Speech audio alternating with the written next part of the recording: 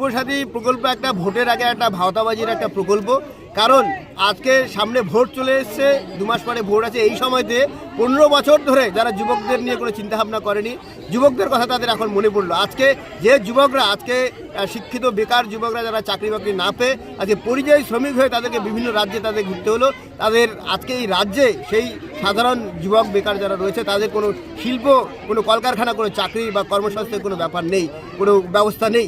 আমরা দেখেছি যে এখানটা 26,000 শিক্ষক তাদের চাকরি এখানটায় এই রাজ্যের তৃণমূল কংগ্রেসের সরকারের দুর্নীতির কারণে আজকে সেগুলো আজকে তাদেরকে আর চাকরি থেকে বরখাস্ত হতে হলো। তো স্বাভাবিকভাবে এই রাজ্যের যারা বেকার যুবক যুবতী আছে তারা শিক্ষিত, তারা কর্মক্ষম, তারা কাজ চায়, তারা কোথাও না কোথাও চাকরি চায়, তাদের কর্মসংস্থান চায়। সেটা না দিয়ে তাদেরকে যে যুবসাথীর একটা ভাতার নামে ভাওতা যে দেওয়া হচ্ছে, এটাতে সবাই কিন্তু আজকে তারা বুঝতে পারছে যে তৃণমূল কংগ্রেস সরকার সামনে ভোটের জন্যই এই ধরনের ভাওতাবাজের কাজ করছে। তো এই যতই তারা যুবসাথী করুক বা যত এই সমস্ত কাজ করুক, এখানকার যুব সমাজ তারা সব তৈরি হয়ে আছে।